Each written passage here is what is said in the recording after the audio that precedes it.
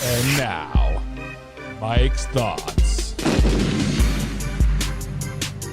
Man Hour Nation, sometimes the hardest decision you will ever make in this entire world is not leaving something that is broken, but leaving something that is solid. Leaving something that is comfortable, it works, it pays the bills, it makes sense to other people, and that's exactly why it is dangerous. See, greatness rarely lives inside comfort. Greatness lives outside of it. There comes a moment in every person's lives where the question isn't about, is this bad for me? The question is that all I'm capable of? And then there's that much scarier question. Because stepping away from a solid thing means risking judgment. It means risking failure. It means walking away from certainty into the unknown. But here's the truth that nobody likes to say out loud. Stay safe for too long slowly kills potential. You don't grow where everything is predictable. You don't grow where you are challenged. You grow where you are uncomfortable. You grow where you're forced to become more than you were yesterday. Sometimes the solid is a good job. Sometimes it's the routine. Sometimes it's a role perfect expects you to play. Sometimes it's a version of yourself that already been proven you could survive. But surviving isn't the goal. Becoming is. Greatness demands space. Space to fail, space to learn, space to stretch beyond what's familiar. And yes, stepping away is terrifying, but regret lasts a lot longer than fear. Fear says, what if it don't work? Regret says, what if I never tried? Every breakthrough you admire, every leader you respect, every success story you replay in your head started with someone walking away from good enough. They didn't leave because it was easy. They left because staying would have kept them small. So if you're standing at the crossroads right now, holding on to something solid while being pulled somewhere towards something greater, listen to that pull. This is not relentless. That's growth knocking. Sometimes you don't step away because the growth beneath you is unstable. You step away because you've outgrown it. And greatness, real greatness, only shows up when you're brave enough to move on. And if you are this way, tighten up, because it's about to get crazy. Guys, live life on the edge. Cue that intro. Are you ready for the best damn NFL show on the planet? Man Hour Nation! Rise up. Yeah, hey, let's go.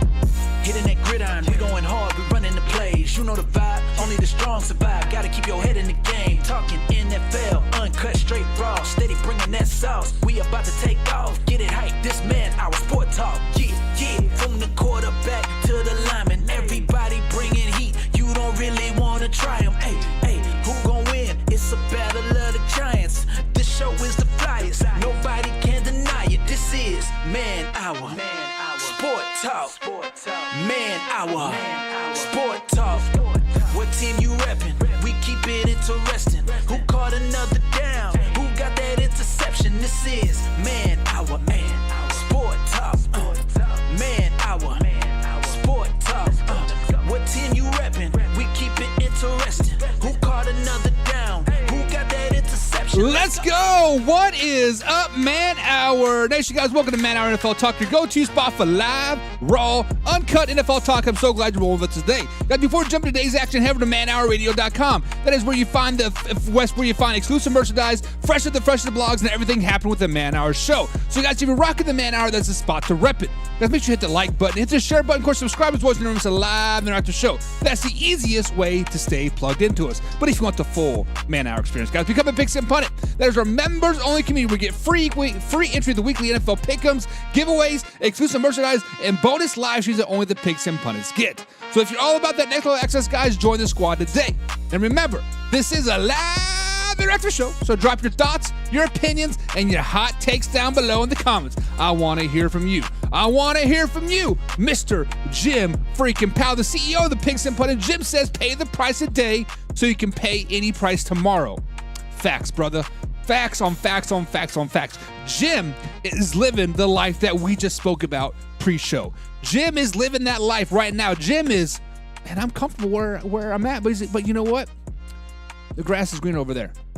The grass is green over there. Let me go over there. Let me water that grass, and let me feel uncomfortable now to feel comfortable next year. Jim, I admire everything that you are doing here. I think you're becoming a pigskin pundit, Jim. Pigskin Hun, get you some. Guys, be like Jim and hit that subscribe button down below. Hit the membership tab below if you're over here on Facebook, on youtube.com/Man. Guys, we are live every Monday through Friday, 7 p.m. East Coast time. I am the host of today's show, guys, Buck, as they like to call me, Coach Buck, Michael Buckheischer, guys. And we were not here yesterday, so Mellow Mike and the boys got a chance to relax.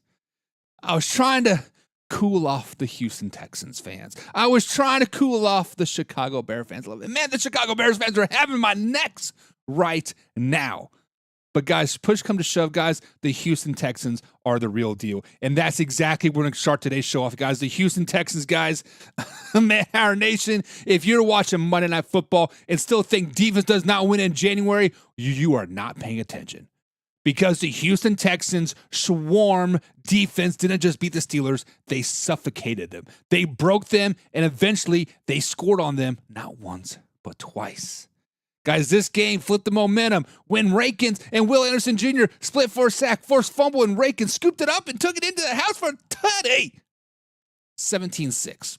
Early in the fourth quarter, guys, game over. The Houston Texans are rolling. You could feel it in the stadium. You could feel it in the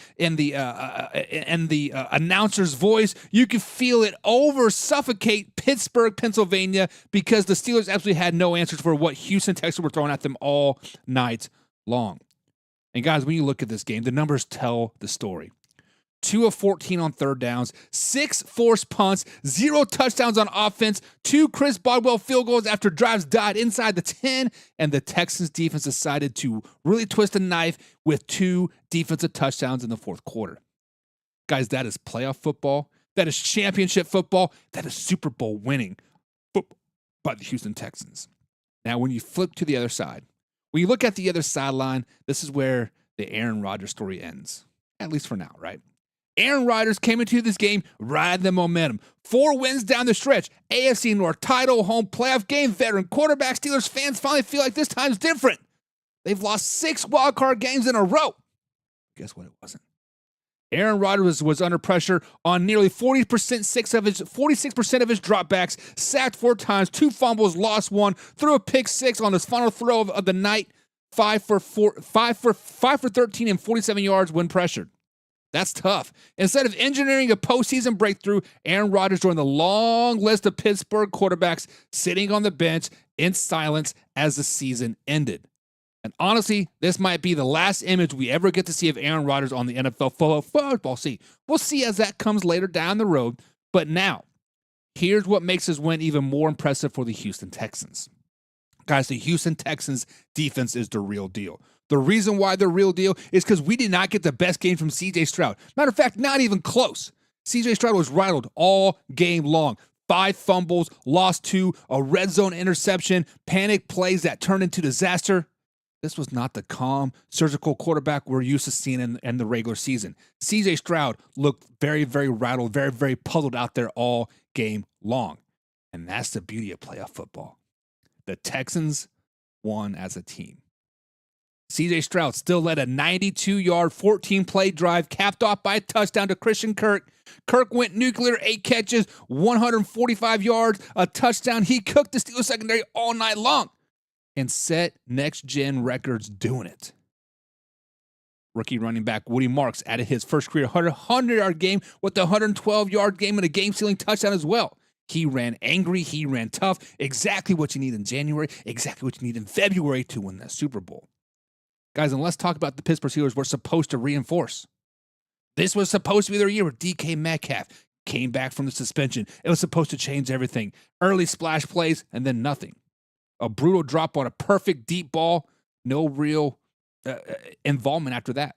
Like, sorry, DK, you don't get to get the ball. For all the hype, his first season in Pittsburgh ends in a whimper. 850 yards, 6 touchdowns, and a playoff game where he simply disappeared. Now, Houston advances. Houston Texans come up and pound their chest. Houston Texans in, they're the dogs, baby! But it's all not good news. Nico Collins left with a concussion. Justin Washington also entered in concussion protocol as well.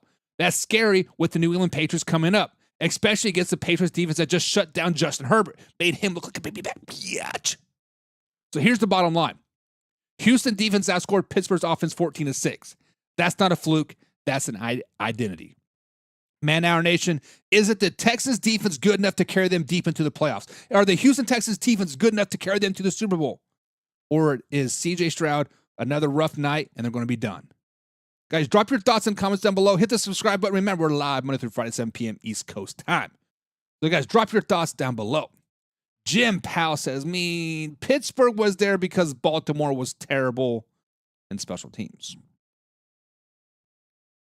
To be fair, Pittsburgh was there because they had a great first part of the season. Pittsburgh Steelers were there because people did not have answer for DK Metcalf earlier in the season. The Pittsburgh Steelers were there because their defense had spurts of greatness. Then TJ Watt had his lung procedure, and just the defense wasn't really the same against it. But at the same time, the defense did show up in the playoffs. 5 fumbles on CJ Stroud, an interception. The Pittsburgh Steelers were all there. Aaron Rodgers was just a shell of himself. Aaron Rodgers and Mike Tomlin looked at pretty much, we done, baby. We done. John Peoples is a pigskin pundit. Pigskin pun. Get you some. He says, what is up, man? Hour? What's up, man? What's up? What's up? Hopefully, I'm hoping to have a good all night, guys. I'm about to tone it down a little bit because the wifey's in the other room. She's kind of sick. Studio is almost done being expanded, so we'll hopefully be out there next week. Jim Powell says, is that defense that good or the Squeaklers just that bad in the line? Can we go both, Jim? Can we legitimately just say both? Can we legitimately say that the Houston Texans defense is that good? And can we say that the Pittsburgh Steelers did suck that bad? Because truth be told, like, both things can happen, and it's not me waffling around. It's not me saying I don't know what to do with my hands. The truth is that the Houston Texans defense is that damn good. Mellow Mike needs to come up here and get his glory because, man, he was pounding his chest all year long. You guys remember week 4? Texans were 0-3 going into week 4. I'm like, man, this team is done. There's only been like 5 teams ever to come make the playoffs after being 0-3. Actually, I think it was 6 because the Houston Texans were the 7th. He's like, no, slow down, baby. We're good, right? And then CJ Stroud goes down to the Denver Broncos. I do believe it drops into like 1-4, and then all of a sudden things start to roll in, right? Things start to roll in. Insert Davis Mills. They're balling out. They realize, oh shit, we do have a great defense. We can game manage our quarterback. CJ Stroud was not game managing the first 4 or 5 games of the season. He was trying to be a hero. He was trying to be that top 10 quarterback. He was trying to be the man, the myth, the legend. That's not CJ Stroud. CJ Stroud is a Alex Smith. CJ Stroud is a Patrick Mahomes. CJ Stroud is a Tua, Jared Goff, a game manager, right? A game manager is not a bad term. It's just who you are, right? You were out there to manage the game. You were out there to not lose a game. Russell Wilson was a game manager in Seattle. Once Davis Mills came in there, he was just like, man, okay, we got a game manager. Nothing wrong with that. Our defense is great. Let's ball out. But the Houston Texans defense is that good, Jim. The Houston Texans defense is that good. Was it 2 years ago when they got Danielle Hunter and then they drafted Will Anderson Jr.? Man, I was sitting back, I'm like, man, they're going to be something, right? Because people forget that Danielle Hunter is a freaking dog. People forget that Danielle Hunter is that man. The reason why you do not see him pop off the stat sheet, the reason why you don't see him making all these big plays, because he's consistently doubled and triple teamed. We consistently talk about TJ Watt can double team and Myles Garrett and Aiden Hutchinson, right? Guys, go out there and watch Houston Texans. Go out there and watch Danielle Hunter. He goes out there and he does what he's supposed to do. He sets the edge. He keeps the quarterback in the pocket. He elevates everybody else around him. He's a great freaking player. Sit there. So I believe it is a Sunday afternoon game, right? Houston Texans taking on the New England Patriots. Sit back there and watch. Don't watch Drake May throw a pick 6. Don't watch Stephon Diggs have a drop. Don't watch CJ Stroud fumble the ball again. Get out there and watch, I believe it's number 51. Go out there and watch 51 on the Houston Texans and watch Danielle Hunter work. Just watch him. This summer, we're going to break down his tape, and I'll show you guys that stats lie to you. People don't run to his side. They don't roll to his side. Hell, when they see him coming here, they get the ball away quick because he's a game wrecker. That's what it is. Derek's in the chat. What's up? Derek says, what up, man? Hour? What's up, Derek? What's up? What's up? What's up? Bruin Pro says, yeah, Drake May is the MVP. We know. No, he's not. If you want a true MVP, a true most valuable player on a team, you have to look at Danielle Hunter, honestly. Danielle Hunter gets overlooked so much. Myles Garrett should be a front runner for the MVP. Where would the Browns be without his defense of play? Yes, I understand 23 sacks, whatever. They still had a losing season, whatever, but they have won one game without him. Let's just be honest. The Houston Texans would not be in a divisional matchup playing the New England Patriots Bruin Frog without Danielle Hunter. Danielle Hunter is that good. So we need a reshape of what we think of MVP, because right now the MVP in the NFL is broken. It is the quarterback on the best team with their best record, right? That's what it's basically been the last couple, 6, 7 years. Josh Allen, Lamar Jackson, Patrick Mahomes. I'm not saying they're not valuable, but are they really the most valuable? Just think about it. Are they really the most valuable? Baltimore Ravens, when Lamar Jackson goes down, insert Snoop Huntley. The Baltimore Ravens are just as good, if not better, with Snoop Huntley in there. Drake May, same team, new system. All of a sudden, he's an MVP. Which, stop with those MVP chants. Every time I watch a Patriots game, every time he makes a play, MVP. Like, stop it. It's annoying as all get out. I lost my mouse. That's why I'm on the floor. But it's just stop it. It's so annoying. We don't hear that every time Josh Allen makes a deep throw pass. We don't hear that like every time Patrick Mahomes does it. Jared Goff, Matthew Stafford, because we know that they're that good. People don't need to know that. Jim says, so JJ was the bottleneck for Houston. As in JJ Watt? You're saying JJ Watt was the reason why the Houston Texans were not very good? Is that what you're saying, or are you referring to another JJ? Help me out here, Jim. Put a last name on that JJ, because when you think of JJ for Houston, I'm thinking JJ Watt. So if I'm reading your thing right, you said, so JJ Watt was the bottleneck for the Houston Texans. So what you guys don't know what a bottleneck is think of like a beer, right? You have all this liquid down at the bottom. It comes up into a narrow thing, and if somebody is slow, the rest of the stuff cannot come down, right? So in the IT world, it happens all the time. When 37,000 people get on the internet all at 7 o'clock at night, all that traffic's trying to get through and move, right? So if I'm reading what Jim is saying, which is JJ Watt, he's saying JJ Watt was the reason why the Houston Texans never went forward. Are you saying JJ Watt was never that good, Jim? Are you saying JJ Watt was overrated? I mean, I was younger when JJ Watt was at his prime with the Houston Texans. I remember him more as toward the back end of his career, but he was still pretty damn good. I mean, he was putting up the stats. Like I said, stats lie to you. So Jim is saying JJ Watt was the reason why the Houston Texans never could break through. That's tough. But much like JJ Watt, many people are saying that Mike Tomlin is the reason why the Pittsburgh Steelers can never break through. And Man Hour Nation, we have officially entered in the uncharted territory in Pittsburgh. For the first time in nearly 2 decades, guys, the Pittsburgh Steelers have moved on from Mike Tomlin. Now, he, quote, stepped down or whatever, but let's just be honest. It was a step down or you're getting fired. 19 seasons, zero losing seasons, 1 Lombardi. And now the man who defined the standard is the standard has walked away. And today we have finally heard from the ownership.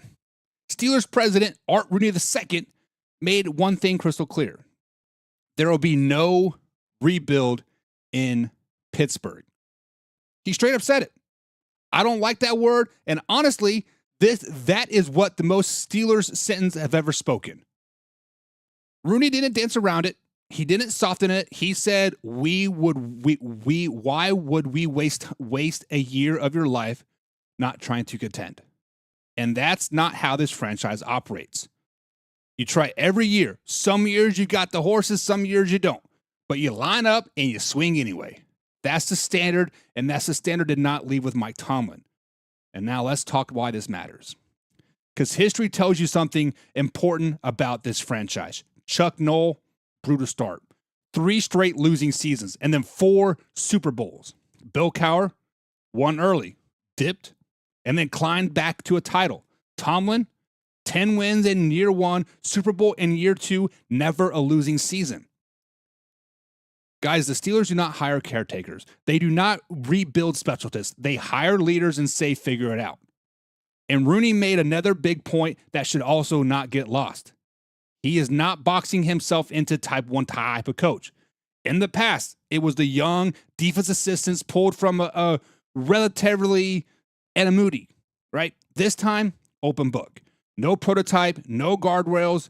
Find the best guy for the job. And we already have the smoke.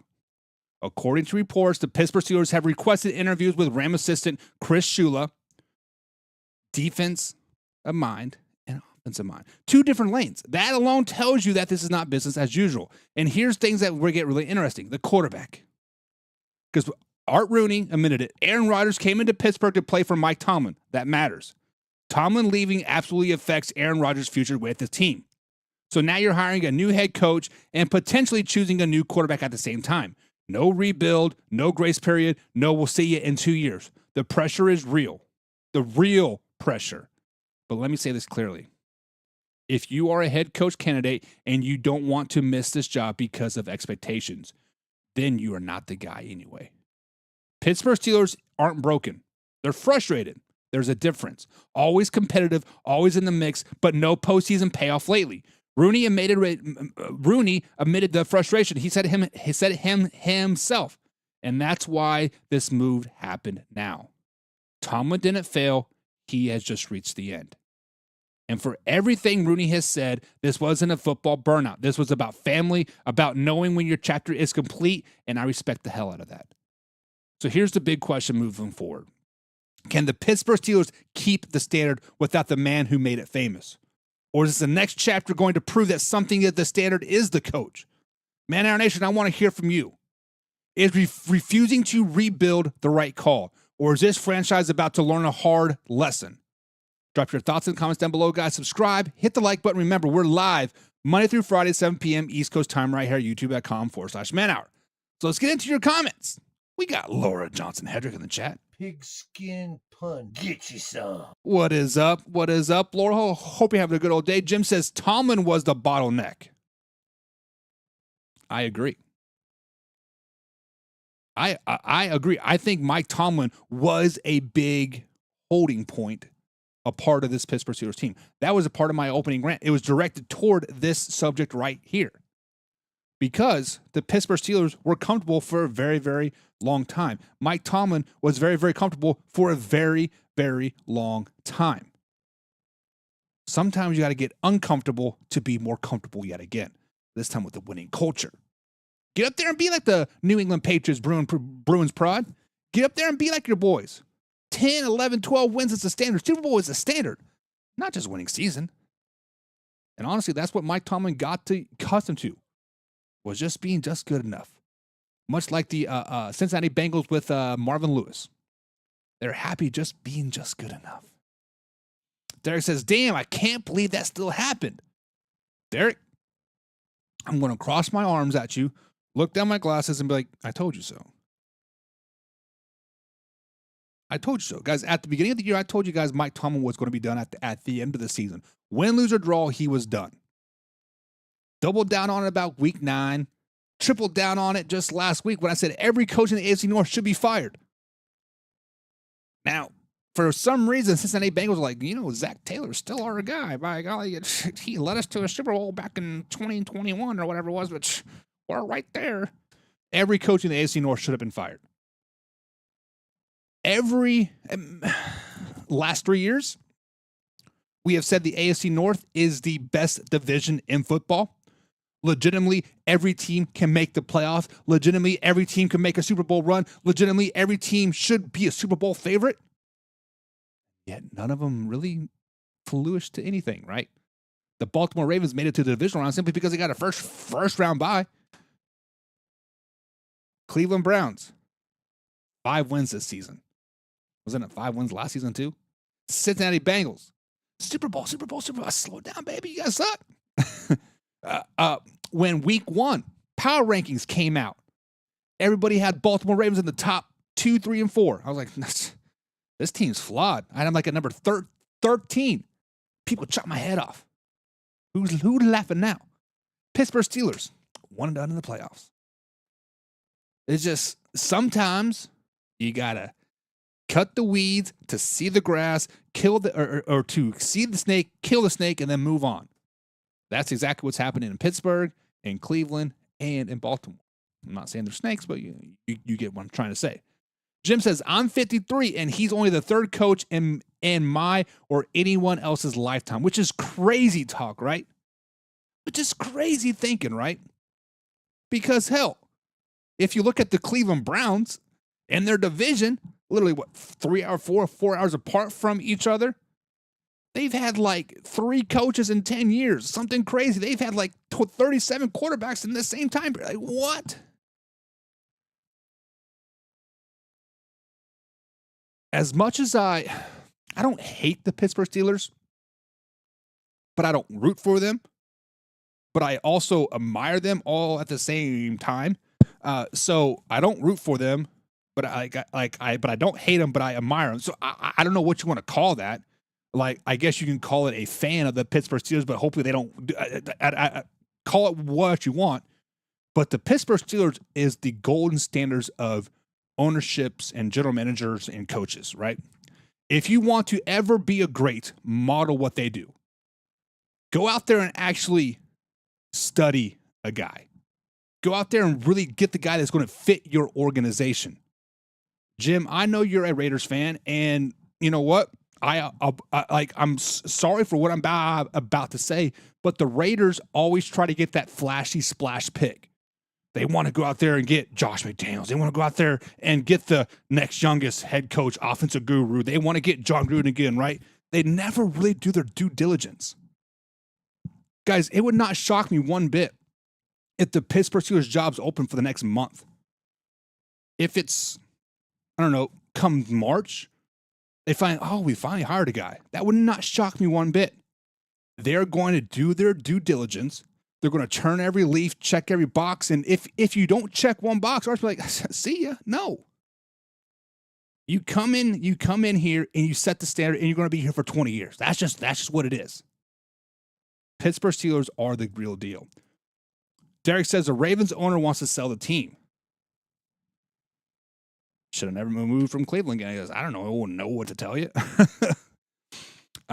If I had $13 billion, I would buy the Ravens and trade Lamar Jackson to Miami.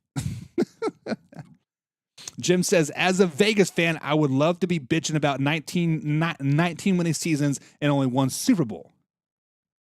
And Jim, like, I know you're trying to throw shade at Pittsburgh Steelers fans a little bit, right? But as a Chiefs fan myself, we get spoiled with success, right? This is obviously was a down year for the Kansas City Chiefs. We've been pretty damn good since about 2013, 2014, whenever Alex Smith came to town, right? Was it 2012? No, I don't remember when Alex Smith came to town. But when Andy Reid come to town, got Alex Smith, we've had a lot of success, right? And the last 10 years for sure, we can maybe go back 15 years. Kansas City Chiefs, being a Kansas City Chiefs fan has been a lot of fun. A lot of winning seasons, a lot of playoff football, a lot of fun. So when you do have one down year like the Chiefs had this season, it sucks. We want change because we're used to success. Now, the Pittsburgh Steelers are used to mediocrity success, right? Now, they're used to winning the 8, 9, 10 games every season. But at some point, Jim, Would you rather take a step back, have a 5, 6, 7-win season so you can expedite next season and go to the Super Bowl? Because I want to be honest, watching the Super Bowl is a hell of a lot more fun when your team is in it. Now, I like watching the playoffs. I love watching football. I love watching the Super Bowl. I enjoy it. But damn it, the last 5 years have been so much fun. The Kansas City Chiefs in there. You're wearing your Chiefs jersey. I'm wearing my Chiefs ski mask, right? My family's saying, go Chiefs. Like, it is a lot of fun. Pittsburgh Steelers fans want to enjoy that. And Mike Tomlin was not going to get them there. You are correct. The bottleneck was there. Derek says, T coach to gangster to not win at all. Once again, Aaron coach couldn't get the bus pass.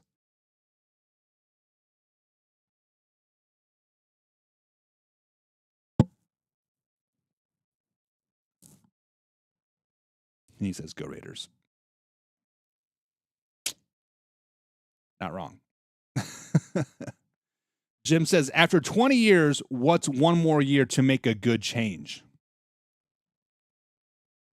Well, I can tell you that, Jim, being at my current situation for a long time now, you don't necessarily get burnt out. You just kind of start going through the motions a little bit, right? You just start going through the motions and, like, it is what it is, right? You're like, yeah, I'm going to come in here. I'm going to do what I'm supposed to do and just get out. There's no drive to go above and beyond. There's no drive to reach for that because, you know what? I know my job's safe. I know my job's safe. And Mike Tomlin was right there. Mike Tomlin was probably putting 8 hours. I'm not dogging the man's work ethic. Let's just put that right there. But let's just say he's probably putting in his 8 hours. Monday through Friday, 9 to 5, he's there. Not coming in early, not staying late, not working over lunch. Because I know my job's safe. I know no matter what product I put out there, I'm going to be A-okay. There's change coming. And Derek says, I'm drunk today. I'm sorry, man hour. Nothing to be sorry about, man. Enjoy your day. What is it, like 4 o'clock there in Vegas? 5 o'clock in Vegas. Hey, it's 5 o'clock somewhere, brother. Party it up. But guys, it is time for Overreaction Tuesday here on a Wednesday.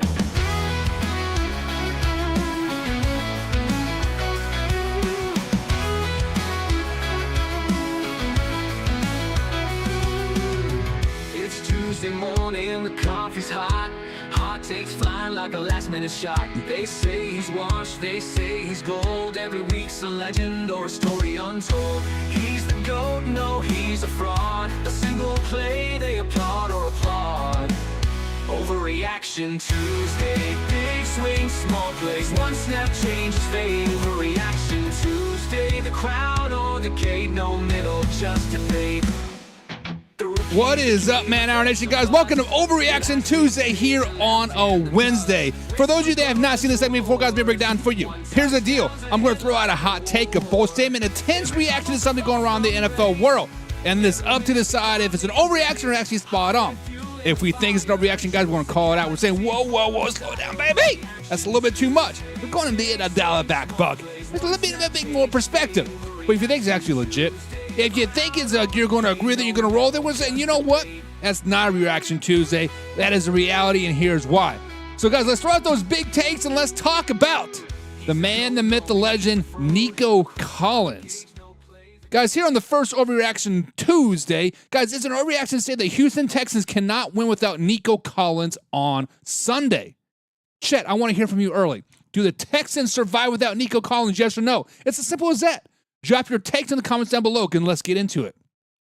Guys, the Texans did exactly what they needed to do against the Pittsburgh Steelers on Monday. It wasn't pretty, it wasn't flashy, but they got the job done against a tough Pittsburgh Steelers defense. Mission accomplished. But in that win came a massive loss. Nico Collins was carted off in the third quarter with a concussion, his second concussion of the season, and now Houston is on a short week. Let's just be real.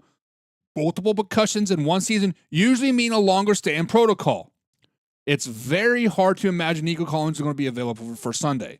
And this is where the conversation starts to matter. Because on paper, the Texans are deep at receiver. They got Xavier Hutchinson, Jaden Higgins, big bodies who can work the middle. Christian Kirk stepped up in a big way on Monday with the career-high 144 yards. Explosive plays when the offense desperately needed him. Jalen Noel as well can slide into that slot if Kirk needs to move to the outside. But here's the biggest point. The bar for the Houston offense is not sky high. Why? Because that defense is terrifying. The Texans defense outscored the Pittsburgh Steelers offense 14-6 all by itself. The unit can control games. That unit can win games. So the argument is simple. Houston doesn't need to light up the scoreboard to advance. The Texans offense already lives on the edge. They escape by more than they dominate. They rely on efficiency. They rely on Collins to tilt coverage and open up everything else. Without Nico Collins, defenses should change how they play Houston, especially man coverage everywhere. Expect spaces to creep down, expect teams to dare the Texans to beat them without their alpha receiver, and now you add in another layer. If the Patriots get Christian Gonzalez back from concussion protocol as well, this becomes even harder. No Nico Collins, a top-tier cornerback in man coverage, a Texan offense that already struggles to separate consistently. This is a dangerous recipe. Guys, if Houston wins without Nico Collins, it will not be because of their offense explodes. It'll be because their defense takes over yet again, forces turnovers, creates short fields, and maybe scores again. The upcoming game feels more like a legacy moment for the Texans defense, not just beating up on a limited Steelers offense, but proving they can carry this team deep into January. That is asking a lot, even for an elite unit. So guys, this is not an overreaction in my opinion. Saying that the Texans cannot win without Nico Collins is fair, but can they survive one game? Absolutely. Can they consistently win playoff games without him? Absolutely. This offense already walks with a tightrope. You take away the best weapon and the margin for error disappears. I get it. But the defense is that damn good. Guys, do you trust the Houston Texans defense to carry them without Nico Collins, or is this where the road ends? Drop your thoughts in the comments down below. Subscribe, hit the like button. Remember, we're live Monday through Friday, 7 p.m. East Coast time, right at youtube.com/manhour. Now, this is a live, interactive show, so jump in the comments and drop your thoughts down below. I want to hear your opinions.